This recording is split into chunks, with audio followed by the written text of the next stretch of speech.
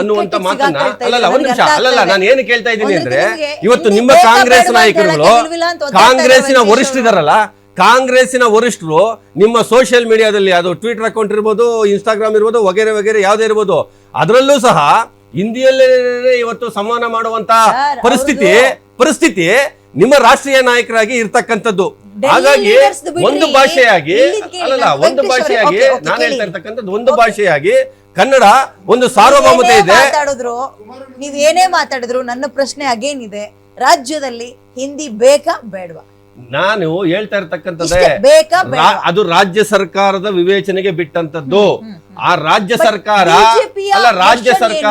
ಒಂದ್ ನಿಮಿಷ ರಾಜ್ಯ ಸರ್ಕಾರ ದ್ವಿಭಾಷಾ ನೀತಿಗೆ ಅಳವಡಿಕೆ ಮಾಡ್ಕೊಳ್ತದೋ ತ್ರಿಭಾಷಾ ನೀತಿಗೆ ಅಳವಡಿಕೆ ಮಾಡ್ಕೊಳ್ತದೆ ಅನ್ನುವಂಥದ್ದು ಅದರ ವಿವೇಚನೆಗೆ ಬಿಟ್ಟಂತದ್ದು. ಅದು ದ್ವಿಭಾಷಾ ನೀತಿಯನ್ನೇ ನಾನು ಒಪ್ಕೊಳ್ತೀನಿ ಅನ್ನೋದಾದ್ರೆ ಅಲ್ಲಲ್ಲ ನಾನು ದ್ವಿಭಾಷಾ ನೀತಿಯನ್ನೇ ಅಲ್ಲ ಮೇಡಮ್, ರಾಜ್ಯ ಸರ್ಕಾರ ದ್ವಿಭಾಷಾ ನೀತಿಯನ್ನೇ ಅಳವಡಿಸ್ಕೊಳ್ತದೆ ಅಂತಂದ್ರೆ ಸಹಜವಾಗಿ ಎಲ್ಲರೂ ಒಪ್ಕೊಳ್ಳೇಬೇಕಾಗಿರ್ತಕ್ಕಂಥದ್ದು, ಒಪ್ಕೊಳ್ಳೋಣ. ಹಾಗಾಗಿ ನಾವು ಕನ್ನಡ ವಿರೋಧಿಗಳಂತೂ ಅಲ್ವೇ ಅಲ್ಲ. ಕನ್ನಡವನ್ನ ಪ್ರಶ್ನೆ ಸರ್ ಇಲ್ಲ ಪ್ರಶ್ನೆ ಅದಲ್ಲ, ಕನ್ನಡ ವಿರೋಧಿಗಳು ಅಂತಲ್ಲ. ಕರ್ನಾಟಕದಲ್ಲಿ ಹಿಂದಿ ಬೇಕೇ ಬೇಕಾ? ಹಿಂದಿ ಕಲೀಲೇಬೇಕಾ? ಮಕ್ಕಳು ಎಕ್ಸಾಮ್ ಬರಬೇಕಾದ್ರೆ ಇಂಗ್ಲಿಷ್ ಮತ್ತು ಹಿಂದಿ ಇರ್ಬೇಕಾ? ನೀವು ಇದನ್ನ ಮಾತಾಡುವಾಗ ಅದರ ಹಿನ್ನೆಲೆ ಮತ್ತು ಮುನ್ನೆಲೆಯನ್ನು ಸಹ ನಾವು ಮಾತಾಡಬೇಕಾಗ್ತದೆ. ಯಾವಾಗ ತ್ರಿಭಾಷೆ ಬಂತು, ಯಾರ ಕಾಲದಲ್ಲಿ ಬಂತು, ಯಾರ ಅಧಿಕಾರದಲ್ಲಿ ಅದೊಂದೇ ಅಲ್ಲ, ಇವತ್ತು ಶಾಸ್ತ್ರೀಯ ಭಾಷೆಯ ಸ್ಥಾನಮಾನ ನಮ್ಮ ಕನ್ನಡಕ್ಕೆ ಸಿಕ್ಕಿರ್ತಕ್ಕಂಥದ್ದು.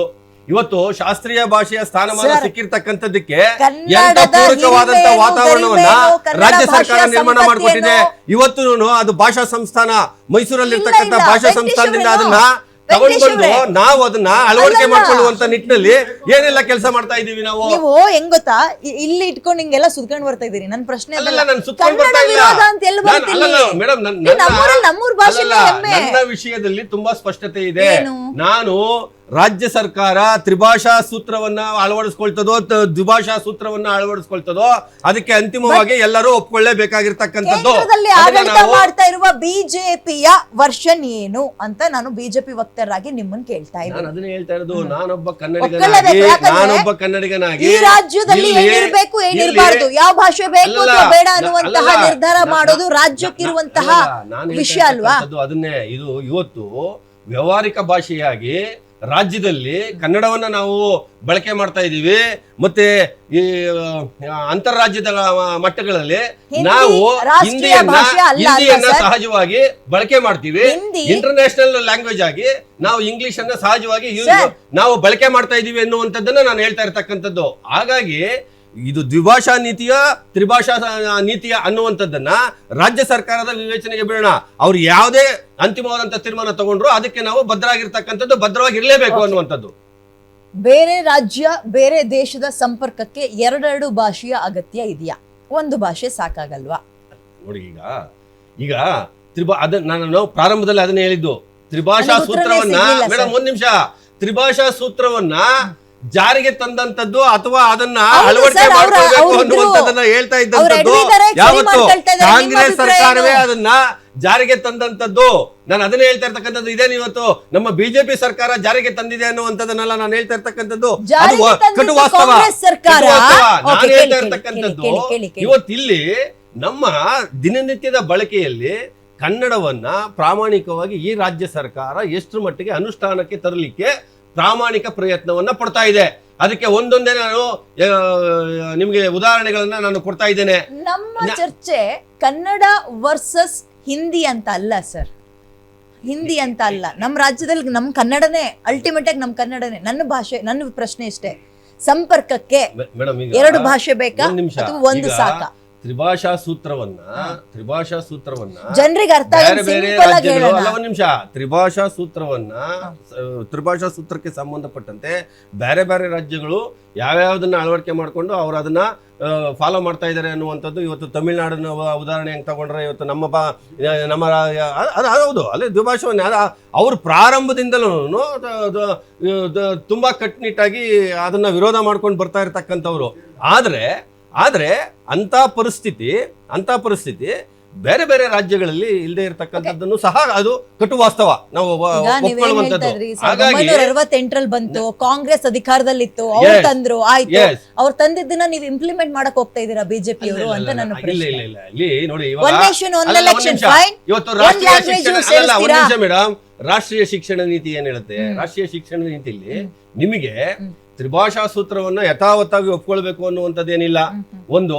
ಆಮೇಲೆ ಇನ್ನೊಂದ್ ಕಡೆ ಸುಪ್ರೀಂ ಕೋರ್ಟ್ ಅಲ್ಲ, ಸುಪ್ರೀಂ ಕೋರ್ಟ್ ಅಲ್ಲಲ್ಲ, NEP ಬಗ್ಗೆ ಸುಪ್ರೀಂ ಕೋರ್ಟ್ ಹೇಳಿದೆ ಅಲ್ವಾ? ಅಲ್ಲಲ್ಲ, ಮತ್ತೆ at same time supreme court ಅನ್ನು ತುಂಬಾ ಸ್ಪಷ್ಟವಾಗಿ ಹೇಳಿರ್ತಕ್ಕಂಥದ್ದು ಏನು, ಯಾವುದೇ ಅವನ ಮಾತೃಭಾಷೆ ಏನಿದೆಯಲ್ಲ, ಯಾವುದೇ ಒಬ್ಬ ಪೋಷಕನ ಮತ್ತೆ ಅಥವಾ ಅವನ ಸ್ಟೂಡೆಂಟ್ ಯಾರಿರ್ತಾನೆ, ವಿದ್ಯಾರ್ಥಿ, ಅವನ ಮಾತೃಭಾಷೆ ಏನಿದೆಯಾ ಆ ಮಾತೃಭಾಷೆಯಲ್ಲಿ ಅವನ ಪ್ರಾಥಮಿಕ ವಿದ್ಯಾಭ್ಯಾಸವನ್ನ ಅವನು ಮಾಡಬೇಕು ಅನ್ನುವಂತ ವಿಚಾರದಲ್ಲಿ ಸುಪ್ರೀಂ ಕೋರ್ಟ್ ಪ್ರಾಥಮಿಕ ವಿದ್ಯಾಭ್ಯಾಸ, ಹೈಯರ್ ಎಜುಕೇಶನ್ ಅಂತ ಬಂದಾಗ ಅಲ್ಲಲ್ಲ, ಅದನ್ನ ಹೇಳಿದ್ದು ಹೈಯರ್ ಎಜುಕೇಶನ್ ಅಂತ ಬಂದಾಗ್ಲೂ ಸಹ ಇವತ್ತು ನೀವು ಹಿಂದಿ ಅನ್ನುವಂಥದ್ದನ್ನ ನಾವ್ ಹೇಳ್ತಾ ಇಲ್ಲ ಒಂದ್ ನಿಮಿಷ, ಹಿಂದಿ ಅಂತ. ಅಲ್ಲಲ್ಲ, ನಾವು ಒಂದ್ ನಿಮಿಷ, ಬಿಜೆಪಿ ಅವ್ರು ಹಿಂದಿ ಅಂತ ಅಲ್ಲಲ್ಲ, ಜಪ ಮಾಡ್ತಾ ಸಹಜವಾಗಿ ಇರೋದು. ಹಿಂದಿ ಅನ್ನುವಂಥದ್ದು ಇದೆಯಲ್ಲ, ಹಿಂದಿ ಇವತ್ತು ಬೇರೆ ಬೇರೆ ಯಾವುದೇ ರಾಜ್ಯಗಳನ್ನು ತಗೊಳ್ಳಿ, ಇವತ್ತು ನೋಡ್ರಿ, ಇವತ್ತು ಮೊನ್ನೆ ಮಹಾರಾಷ್ಟ್ರದಲ್ಲಿ English ಇವತ್ತು ಮರಾಠಿ ಅಲ್ಲ ರೀ, ಒಂದ್ ನಿಮಿಷ, ಇವತ್ತು ಮರಾಠಿ ಭಾಷೆ ಅಲ್ಲಿ ತುಂಬಾ ಪ್ರವರ್ಧಮಾನಕ್ಕೆ ಅವರೇ ಅದನ್ನ ನಾವು ಬಳಕೆ ಮಾಡ್ಕೋಬೇಕು ಅನ್ನುವಂಥದ್ದು ಬೇರೆ ಬೇರೆ ರಾಜ್ಯಗಳನ್ನ ನೀವು ತಗೊಳ್ಳಿ, ಉತ್ತರ ಪ್ರದೇಶ, English ಮಧ್ಯಪ್ರದೇಶ, ಕಲಿಬಿಡಿ ಸಾಕು. ಮತ್ತೆ ಬೇರೆ ಒರಿಸ್ಸಾ, ಹತ್ರ ಮಾತಾಡಕ್ಕೆ ಬಿಹಾರ,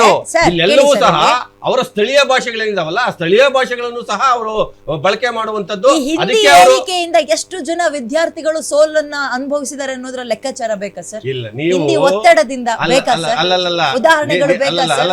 ಹಾ, ಅಲ್ಲಲ್ಲ, ಒಂದ್ ನಿಮಿಷ, ಹಿಂದಿ ಏರಿಕೆ ಅನ್ನುವಂಥದ್ದನ್ನ ಈ ಇದೆಯಲ್ಲ, ಸ್ಪರ್ಧಾತ್ಮಕ ಎಕ್ಸಾಮ್ಗಳು ಅಂತ ಬರೀತಾರಲ್ಲ, ಹಿಂದಿ ಏರಿಕೆಯಿಂದ ಎಷ್ಟು ಜನ ಕಾಲ್ ತೆಗೆದಿದ್ದಾರೆ ವಾಪಸ್? ಅಲ್ಲಲ್ಲ, ಒಂದ್ ನಿಮಿಷ,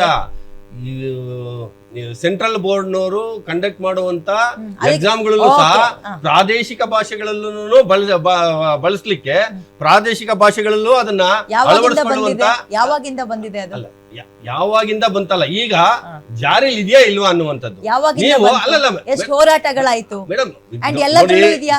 ನೋಡ್ರಿ, ಪ್ರತಿಯೊಂದಕ್ಕೂ ಒಂದಷ್ಟು ಇವತ್ತು ಕನ್ನಡ ಭಾಷೆಗೋಸ್ಕರ ಕರ್ನಾಟಕದಲ್ಲಿ ಒಂದು ಕಾವಲು ಸಮಿತಿ ಎನ್ನುವಂತದ್ದು ಇಡೀ ದೇಶದಲ್ಲಿ ಎಲ್ಲೂ ಇಲ್ಲ. ಅಂತ ಒಂದು ಪರಿಸ್ಥಿತಿ ನಮ್ಮಲ್ಲಿದೆ. ನಾನು ಹೇಳ್ತಾ ಇರ್ತಕ್ಕಂಥದ್ದು ಕನ್ನಡದ ಬಗ್ಗೆ ನೀವು ನಮಗೆ ಒಂದ್ ರೀತಿ ಗೊಂದಲ ಉಂಟು ಮಾಡ್ತಾ ಇದ್ದೀರಿ. ಇಲ್ಲ, ನಾನು ಗೊಂದಲ ಉಂಟು ಮಾಡ್ತಾನೆ ಇಲ್ಲ.